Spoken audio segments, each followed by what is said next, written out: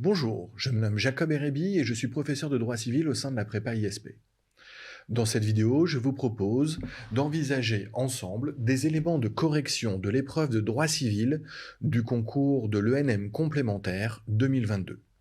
Le sujet qui a été donné en mars 2022, donc en droit civil dans le cadre de ce concours complémentaire, était intitulé L'exercice de l'autorité parentale par des parents séparés.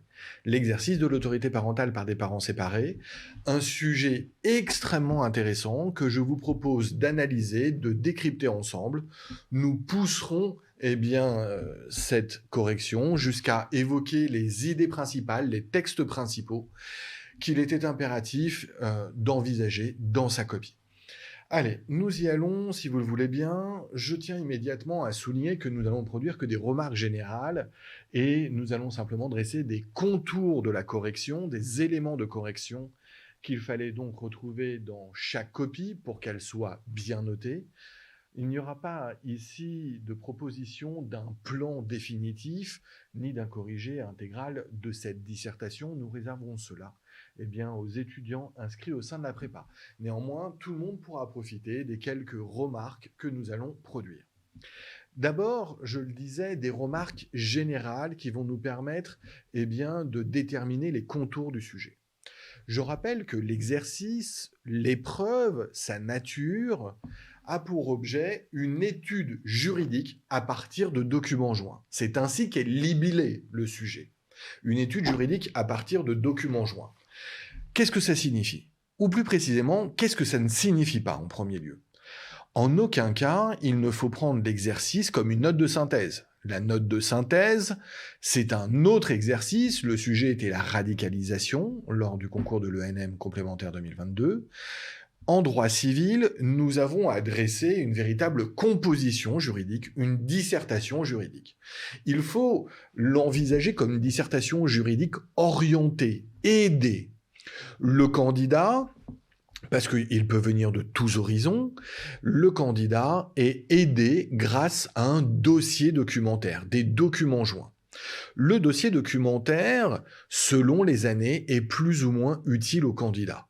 Force est de constater, dans le cadre de cette épreuve 2022, donc sur ce sujet, l'exercice de l'autorité parentale par des parents séparés, que le dossier documentaire était fort utile.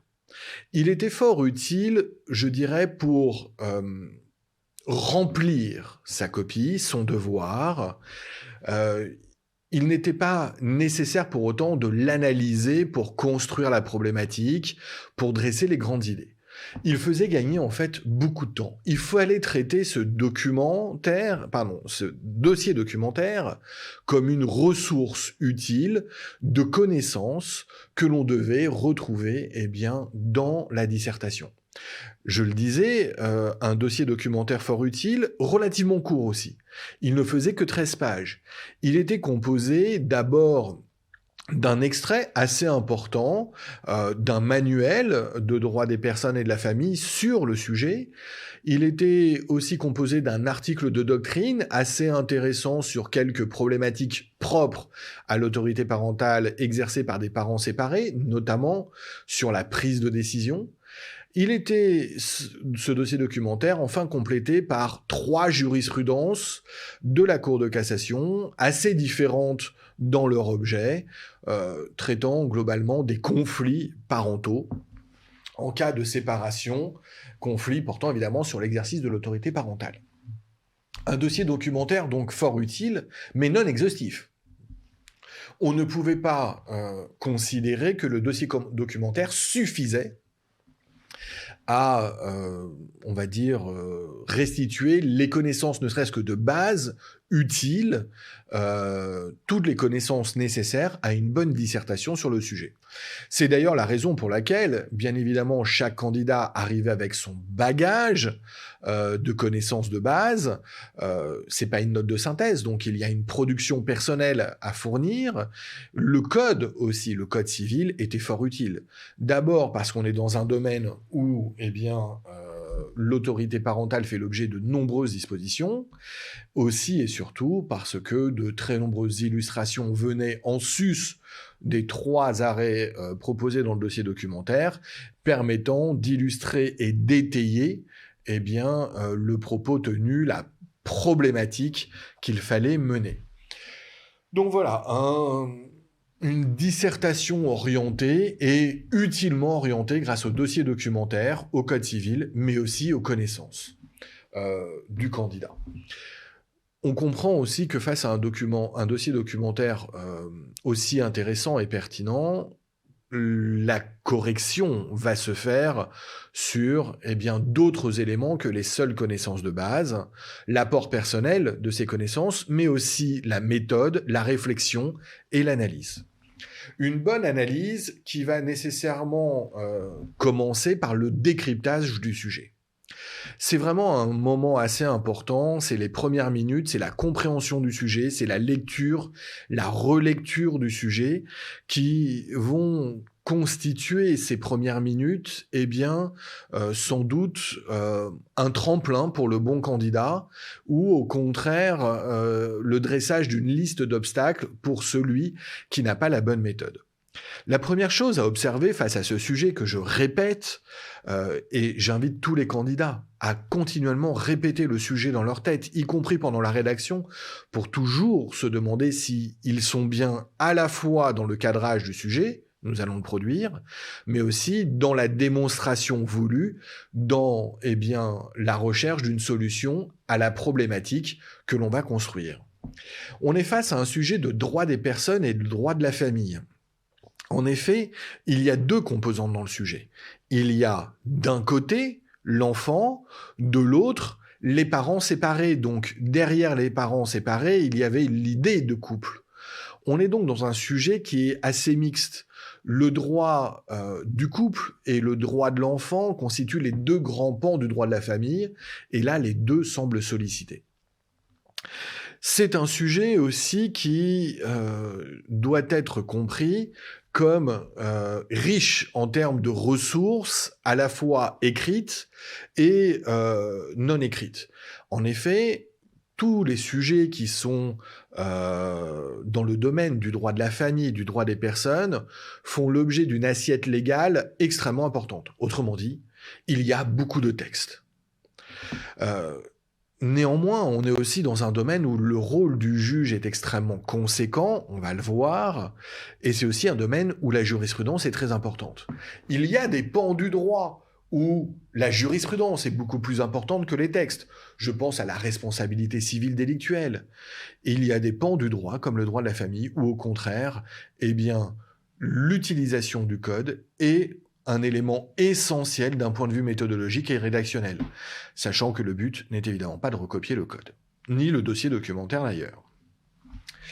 Toujours dans le décryptage du sujet, l'on peut remarquer que, son envergure, ses contours sont relativement définis et restreints. L'envergure du sujet est limitée.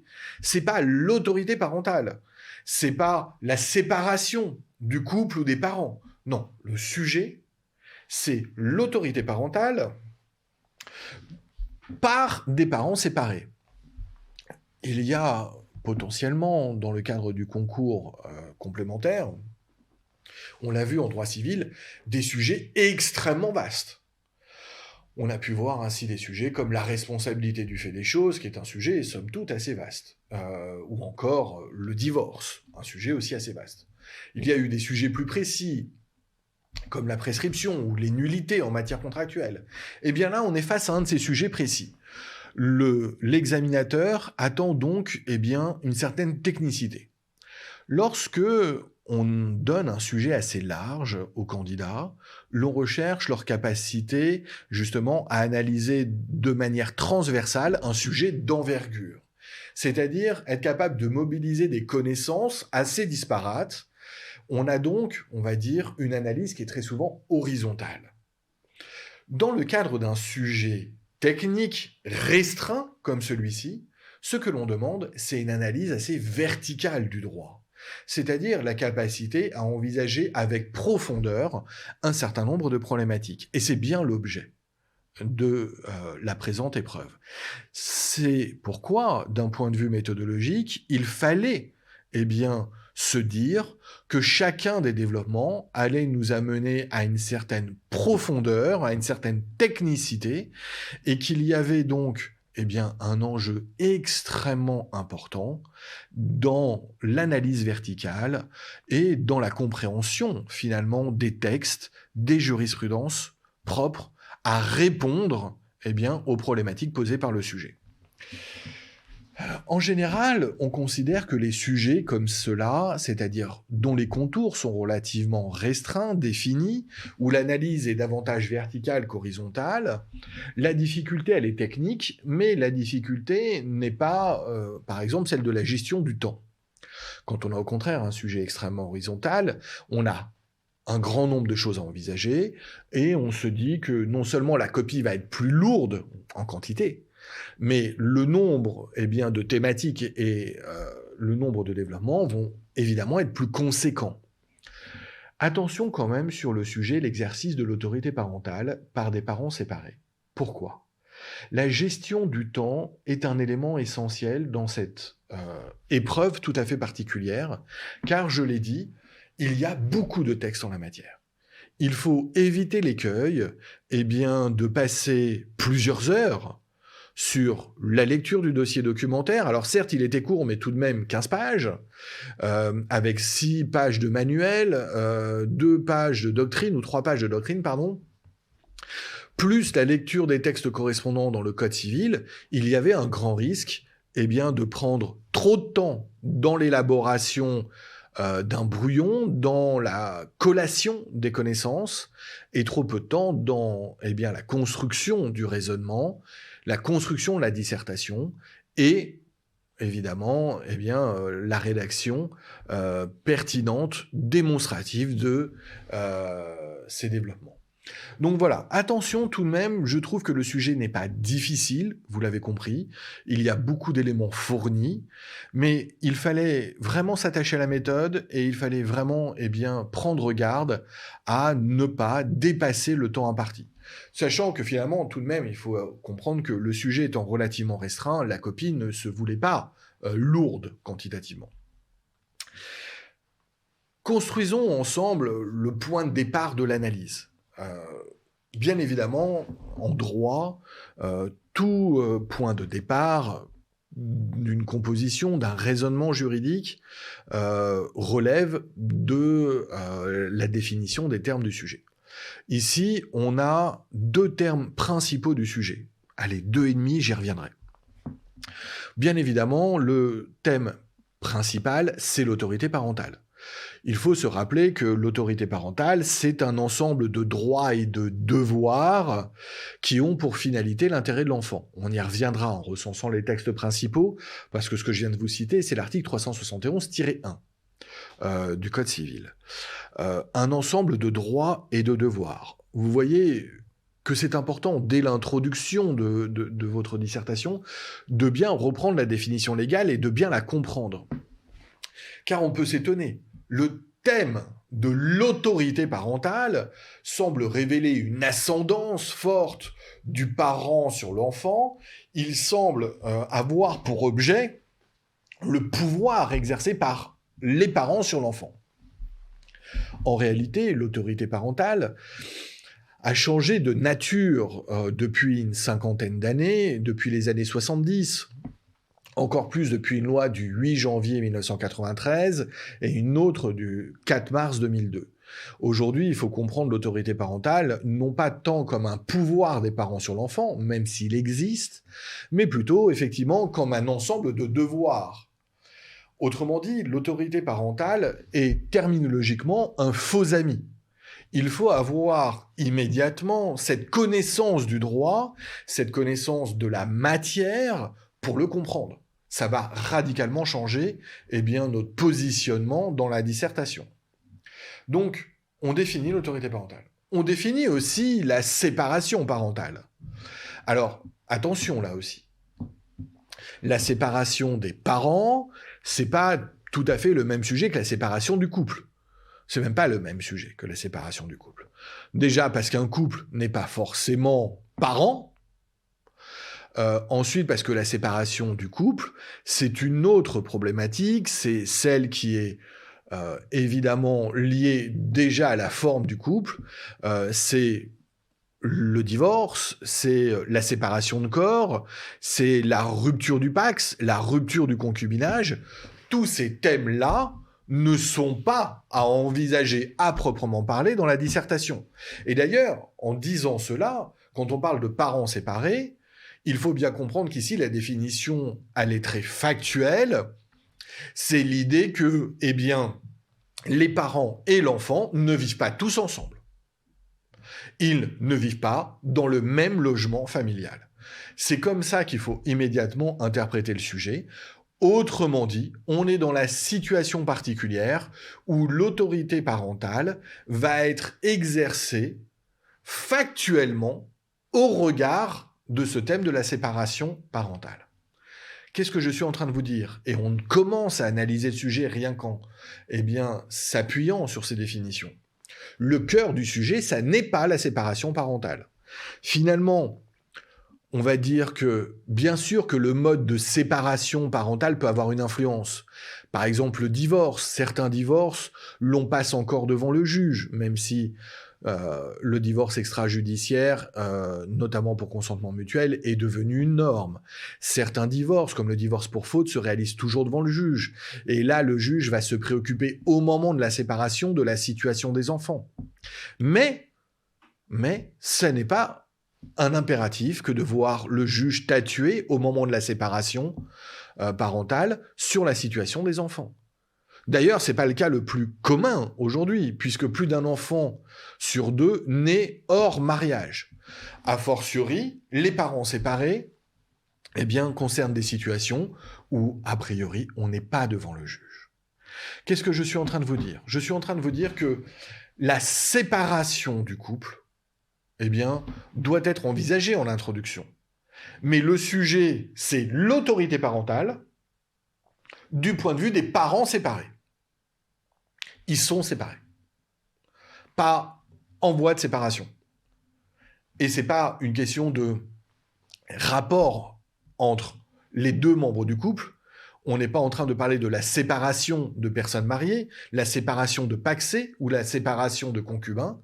On est en train de parler de la séparation de parents. Tout doit être orienté autour de l'idée de l'autorité parentale. Et attention, si tout doit être orienté autour de l'idée d'autorité parentale, permettez-moi de revenir en arrière pour vous rappeler que le sujet, c'est l'exercice de l'autorité parentale. L'exercice de l'autorité parentale par des parents séparés. Ce qui veut dire que l'on va traiter que de l'exercice de l'autorité parentale. On ne va pas traiter de la titularité de l'autorité parentale. On ne va pas se poser fondamentalement, même si on peut l'évoquer, à la fois en introduction, ou quand peut-être on évoquera la perte de cette titularité dans certains cas extrêmes. Vaut mieux parler de retrait de l'exercice. D'ailleurs, on va axer nos propos sur seulement la partie exercice de l'autorité parentale. Donc pas toute l'autorité parentale.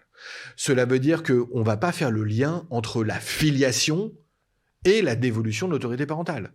Par contre, on va envisager l'autorité parentale au travers de ces différents éléments, la résidence, l'éducation, la surveillance, l'entretien de l'enfant. C'est ça, l'exercice de l'autorité parentale, c'est ça le sujet au cœur de notre interrogation. Poursuivons dans l'analyse du sujet, relevons tout de même que le jury a parfaitement conscience qu'il va sélectionner de futurs magistrats. On est loin d'un sujet académique, on est loin d'un sujet universitaire, et c'est tant mieux. On est dans le cadre d'un concours qui a pour objet de recruter des professionnels en reconversion destinés à devenir magistrats qui vont apporter leur expérience à la magistrature. Il est parfaitement sain de les interroger sur des sujets avant tout pratiques. Alors oui, bien sûr qu'on peut toujours se dire qu'il y a une dimension un peu théorique de qu'est-ce que doit être l'autorité parentale, etc. Comment ça se passe dans un monde merveilleux. Mais, pardonnez-moi l'expression, le jury là veut que le candidat mette les mains dans le cambouis On n'est pas face à un sujet que juridique, on est aussi face à un sujet judiciaire, éminemment pratique, qui pose la question de problématiques du quotidien pour le justiciable. On va examiner finalement quoi ? Eh bien, dans une large mesure, la capacité à la rigueur par l'analyse des textes, la jurisprudence, mais aussi la compréhension de problématiques du quotidien, et surtout, le bon sens. Le bon sens du candidat, celui qui va comprendre eh bien, que l'on n'est pas face à des situations qui appellent des réponses manichéennes, celui qui va comprendre que l'on est face à des situations qui relèvent eh bien, de problématiques très humaines, de problématiques qui peuvent être des problématiques de communication, des problématiques nées d'antagonismes sentimentaux, des problématiques où les individus sont dans des situations qui sont propices au conflit. C'est ça le cœur du sujet.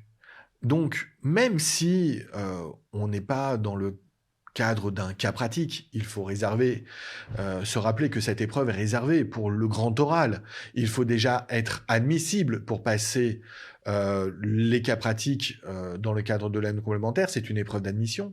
Mais là, on nous demande, certes, c'est une dissertation, et certains diront, mon Dieu, la dissertation, c'est un exercice théorique, mais pas face à ce genre de sujet. Pas quand on est face à des sujets comme celui-ci, qui appellent à la fois, encore, je le répète, beaucoup de rigueur, des connaissances solides, une vraie technique de raisonnement, mais surtout, eh bien, un bon sens, une capacité à concrétiser ces connaissances dans un raisonnement qui va s'orienter vers le justiciable, qui cherche à fournir des solutions et pas seulement à évoquer des grands problèmes. Et finalement, la problématisation doit être très concrète. Ici, la question se pose de savoir quelles sont les solutions que le droit, la loi, mais aussi le juge apporte en matière d'exercice de l'autorité parentale par des parents séparés. Quel est le traitement eh bien, de la décision parentale quand les parents sont séparés vis-à-vis de l'enfant? Comment s'analyse la situation? Et cette problématisation, on le voit, elle nous fait pénétrer au cœur eh bien, de la loi et de la jurisprudence. Tout particulièrement de la loi. Je le dis depuis le début de cette vidéo, on est face à un sujet qui fait l'objet eh bien, d'un nombre important de textes. Allez tout simplement dans le Code civil, vous observerez que l'autorité parentale, sous ses différents aspects, et même si on pousse sur le terrain de l'assistance éducative, que l'on pourrait voir par exemple en ouverture, ici j'en reparlerai tout à l'heure, eh bien c'est une centaine de textes. Une centaine de textes, tout compris, certains sont essentiels.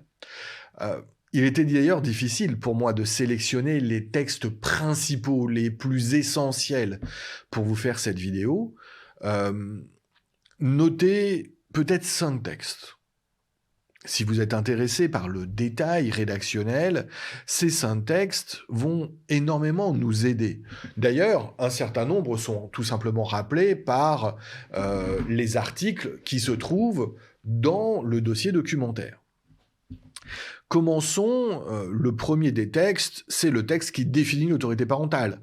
Celui que l'on va trouver dans notre introduction, si nous étions dans la rédaction définitive de la copie. Vous allez devoir, dès l'introduction, définir l'autorité parentale. Cette définition est déterminée par la loi.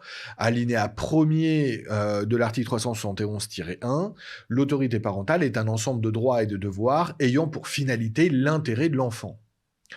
Comme on l'observe, encore une fois, l'autorité parentale n'est pas ici conçue comme un pouvoir, mais véritablement comme eh bien, un ensemble de droits et de devoirs qui profite à l'enfant. C'est l'enfant, finalement, qui apparaît comme le créancier de l'autorité parentale. L'autorité parentale s'exerce pour l'enfant. Et c'est vraiment un élément très important, encore une fois, je l'ai dit tout à l'heure.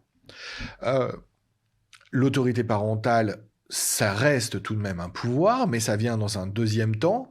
C'est l'alinéa 2 de l'article 371-1, l'autorité parentale appartient aux parents jusqu'à la majorité ou l'émancipation. On est donc face à la problématique de l'enfant mineur. L'enfant émancipé étant un cas relativement marginal, on l'évoquera dès l'introduction aussi, mais c'est pas le cœur de nos développements. Il y a donc cette idée que, il y a un rôle des parents dans la protection de l'enfant mineur. C'est le cœur, véritablement, de tout le dispositif.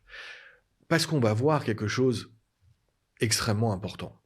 C'est que cette autorité parentale, même exercée par des parents séparés, elle ne change pas de nature. L'article 372, alinéa 1er, nous dit que les pères et mères exercent en commun l'autorité parentale. J'enchaîne, l'article 373-2, alinéa 1er, nous dit que la séparation des parents est sans incidence sur les règles de dévolution de l'exercice de l'autorité parentale. Qu'est-ce que l'on apprend ? Ici, des éléments qui vont apparaître absolument essentiels dans notre discours, dans notre rédaction. L'autorité parentale a un mode de fonctionnement déterminé par la loi, c'est l'exercice en commun. Bon. Ça nous donne un élément de base, c'est le principe de la codécision, dans certains cas, ou de la présomption de codécision dans d'autres. On y reviendra. Mais ce qui est certain, c'est que, donc, la loi nous dit que les parents exercent ensemble, en commun, l'autorité parentale. Sans que la séparation n'ait en principe d'influence. On a presque la réponse à la question comment le droit envisage le traitement de la décision parentale quand les parents sont séparés sur l'enfant. Mais on va voir que l'étude des textes qui sont après vont nécessairement nous amener à mettre un bémol à cette idée de principe. 373-2-1, si l'intérêt de l'enfant le commande, le juge peut confier l'exercice de l'autorité parentale à l'un des deux parents. L'autre parent ne bénéficiera alors qu'un droit de visite et d'hébergement, sauf motif grave. Donc, le juge peut, revenir sur le principe légal. La loi prévoit elle-même, 373-2-1, une exception au principe de 373-2. On commence à avoir une hiérarchie dans les idées qui se dessinent. Ce juge, c'est le juge du tribunal judiciaire, 373-2-6, précisément le juge du tribunal judiciaire délégué aux affaires familiales, le JAF, qui va régler les questions qui lui sont soumises dans le cadre du chapitre consacré à l'autorité parentale, sachant que le juge va donc statuer en ayant un objectif cardinal, la sauvegarde des intérêts des enfants mineurs. Vous voyez que rien que l'étude des textes nous offre une structure. On a cette idée de qu'est-ce que c'est ? Comment cela marche en principe ? Et dans des cas particuliers, que fait-on ? Une bonne analyse des textes, même, et vous l'avez regardé, et vous l'avez vu, je n'ai pas encore parlé du dossier documentaire. L'étude du dossier documentaire, finalement, relevait de l'explication des textes que je viens de fournir, d'illustration. Mais rien que une bonne utilisation du code, une bonne capacité d'analyse, en partant des définitions, de l'intérêt du sujet, décrypter la formulation du sujet, puis, à partir de ces éléments, chercher les éléments essentiels dans le code, on allait directement vers une structure. Alors, encore une fois, pardonnez-moi, je ne vous offre pas la correction définitive, nous la proposerons aux élèves de l'ISP qui prépareront le prochain concours avec nous, mais je veux tout de même récapituler, si vous voulez, les grandes idées. Les idées qui vont être marquantes et que l'on doit retrouver dans votre dissertation. Ces idées marquantes vont à la fois dans leur déroulé pouvoir être organisées pour faire un plan. Je vous rappelle que cette composition juridique, cette étude juridique, doit être organisée avec une introduction, laquelle doit comporter nécessairement, eh bien, les définitions, des éléments de culture juridique et judiciaire, une problématique, celle que l'on a évoquée. Derrière cette introduction doit se dérouler un plan grand 1, grand A, grand B, grand 2, grand A, grand B, donc au moins 2 parties et 2 sous-parties. On pouvait même aller jusqu'à faire des sous-sous-parties sans que ça soit nécessaire. Et enfin, une conclusion en guise d'ouverture. Pour remplir à la fois le plan et déterminer le contenu, on devait se référer non pas à des idées évoquées de manière désordonnée, mais plutôt à un raisonnement, celui que l'on vient de définir en travaillant les textes, celui d'une idée centrale qui est effectivement extrêmement courante en droit, l'idée d'un principe et l'idée d'exception, de cas particuliers. Et le principe, quel est-il ? Le grand principe, finalement, si on le résumait, c'est celui du libre exercice de l'autorité parentale par les parents. La loi dit aux parents, vous exercez librement l'autorité parentale dans l'intérêt de l'enfant. Alors, on voit bien que, quelque part, c'est une liberté, évidemment, conférée aux parents, et c'est normal. On évoque ici la sphère privée familiale, et même si la sphère est quelque peu, on va dire, aménagée au regard de la séparation des parents, on voit bien que le texte conserve l'idée d'une autorité parentale exercée pareillement si les parents vivent ensemble ou séparément. Eh bien, le principe, c'est le libre exercice de l'autorité parentale. Tout de même, la loi le dit bien, mais attention, chers parents, cela se réalise dans l'intérêt de l'enfant, pas dans votre intérêt propre, pas, finalement, de manière absolue, pas de manière dérégulée, déréglementée. Donc un principe de libre exercice de l'autorité parentale. On l'a dit, un exercice de l'autorité parentale en commun qui, n'est pas censé être influencé par la séparation des parents. Ça, c'est assez théorique. L'indifférence à l'égard de la séparation des parents postulée au titre de l'exercice de l'autorité parentale, c'est évidemment, un point essentiel, un principe porté par la loi, mais c'est presque un vœu pieux, un vœu vertueux. C'est, chers parents, que vous soyez ensemble ou séparés, puisque le but, c'est la protection de l'enfant, la protection de ses intérêts, votre séparation n'est pas censée avoir d'influence. Ça ne doit pas avoir de portée sur l'enfant. C'est un vœu pieux, c'est idéal, ça reste assez théorique. Parce que dans les modalités, dans le quotidien, bien évidemment, un certain nombre de choses vont être affectées. La résidence de l'enfant, l'éducation de l'enfant, la surveillance de l'enfant, l'entretien de l'enfant. Tous les aspects matériels de l'autorité parentale vont être affectés. Quand je parle de quotidien, j'évoque finalement toutes les décisions prises par les parents sont susceptibles d'être affectées par la séparation. Pourquoi ? Parce que lorsque le couple vit ensemble, beaucoup de décisions sont prises ensemble et a priori prises, on va dire, de concert, même s'il ne s'agit pas d'interroger l'autre parent sur « puis-je acheter à notre enfant un pain au chocolat ou non ?» Il y a débat sur les actes passés pour l'enfant. Il y a des actes usuels et il y a des actes importants. Les actes usuels, l'idée repose sur ce principe: un parent peut décider pour les deux en présumant que l'autre est d'accord. Pour les actes importants, la codécision doit être réelle, les deux parents doivent avoir décidé ensemble. Bon, il suffit de prendre quelques exemples dans le dossier documentaire ou alors simplement dans l'actualité. On l'a bien vu avec la vaccination des enfants pour le Covid-19, les instructions données sans que la loi ne dispose réellement balançait justement entre la décision individuelle ou la décision en commun. Et la décision strictement individuelle dans l'opposition de l'autre était complètement contraire au dispositif légal porté par l'autorité parentale. Donc on voit bien que cet exercice commun de l'autorité parentale, il est tout de même un peu plus simple quand les parents sont ensemble que lorsque les parents sont séparés.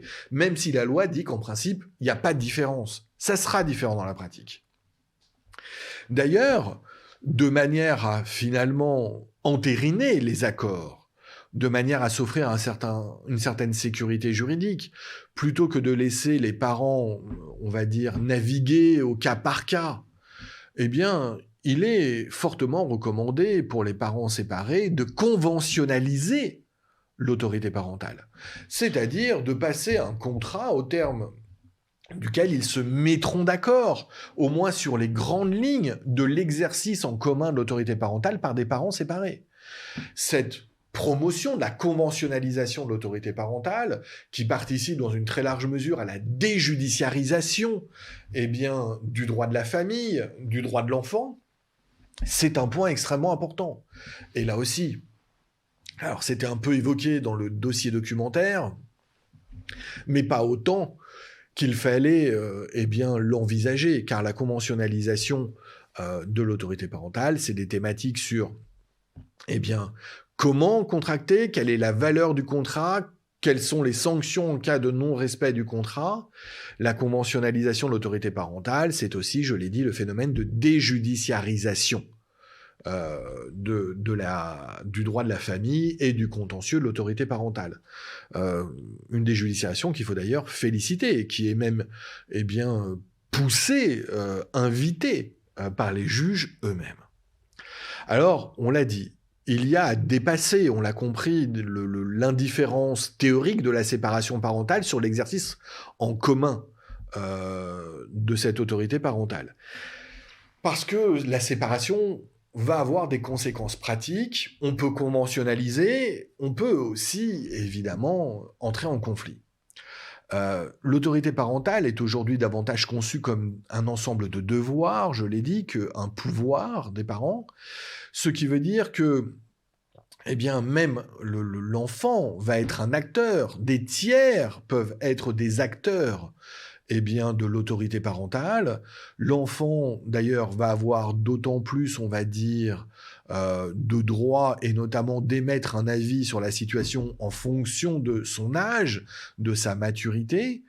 On voit très rapidement, avec tout ce qui peut apparaître évident d'un point de vue humain et sentimental dans une séparation, que tout cela peut engendrer effectivement une critique de l'exercice de l'autorité parentale d'un parent par un autre, des parents par l'enfant, des parents par les grands-parents, ou même par des tiers, notamment des professionnels comme l'aide sociale à l'enfance. Autrement dit, la séparation parentale, c'est une situation qui va, pas dans tous les cas évidemment, mais davantage que si les parents étaient ensemble, cristalliser les conflits, qui va transformer le libre exercice de l'autorité parentale en une autorité parentale surveillée, contrôlée. Et ce type de conflit va conduire à l'intervention finalement du juge. Potentiellement d'autorité administrative, j'ai parlé de l'aide sociale à l'enfance, mais c'est le juge, on l'a vu, qui est compétent pour régler les conflits et rappeler les règles et faire en sorte que les règles en matière d'autorité parentale prévues par le Code civil soient respectées. Le critère d'intervention judiciaire, c'est cette notion qui est à la fois très claire et pourtant souple, dont on comprend le sens sans qu'elle ait une définition qui l'enferme dans ses contours. Je parle de l'intérêt supérieur de l'enfant. Une notion qui est éminemment objective, l'intérêt supérieur de l'enfant supérieur par rapport à tous les autres intérêts en présence, y compris celui des parents, mais une notion qui est susceptible de varier en fonction de la société, de l'ordre public, des bonnes mœurs, en fonction aussi de la situation en cause. Une notion donc très ambivalente, à la fois objective et subjective, une notion qui est difficile finalement à déterminer, mais qui est la boussole du juge dans la critique des décisions parentales. Cet intérêt supérieur de l'enfant va permettre au juge de statuer en matière de résidence de l'enfant, résidence alternée, résidence au contraire fixée chez un seul des deux parents. L'intérêt supérieur de l'enfant va permettre de déterminer le quantum du droit de visite et d'hébergement s'il n'a pas été défini d'un commun accord, voire, pour motif grave, l'exclure. Des notions qui n'étaient pas vues dans le dossier documentaire, comme quoi le dossier documentaire, bien que fort utile, n'était pas complet.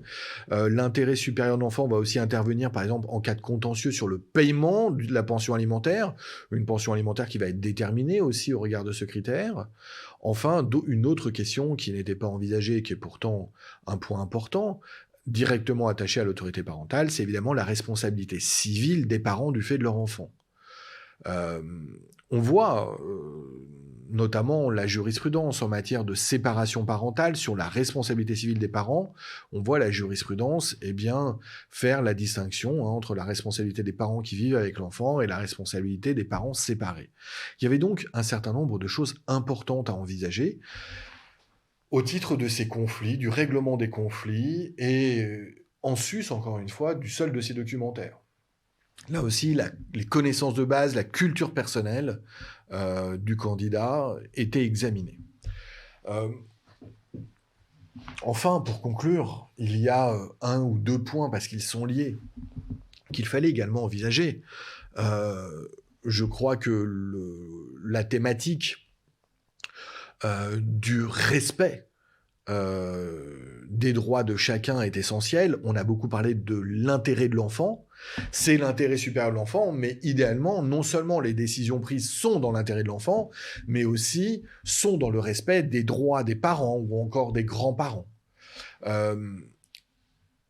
Finalement, on aborde la question du non-respect en évoquant cette idée d'impératif du respect des droits de chacun. Quid de la sanction de celui qui contrevient, fait obstacle à l'exercice de l'autorité parentale par l'autre parent en cas de séparation. Autrement dit, c'est bien d'envisager comment le juge va régler le conflit, mais aussi quelles conséquences dans la durée. Que faire pour éviter que de nouveaux conflits se réalisent ? Que faire notamment si l'enfant est en danger ? Soit parce que l'animosité s'est cristallisée, soit même parce que c'est la raison de la séparation. Il y avait un des arrêts dans le dossier documentaire qui portait sur la violence et les conséquences sur le retrait de l'autorité parentale. On avait donc, on l'a dit, d'un point de vue vertical, énormément de choses à envisager. Je les ai à peu près ordonnées, vous les voyez, selon un raisonnement logique qui va de la liberté dans l'exercice de l'autorité parentale jusqu'à finalement les sanctions pour le non-respect des droits de chacun, et de la protection de l'enfance et de la protection des autres protagonistes. Voilà, il y avait donc, on l'a dit, beaucoup de choses à voir.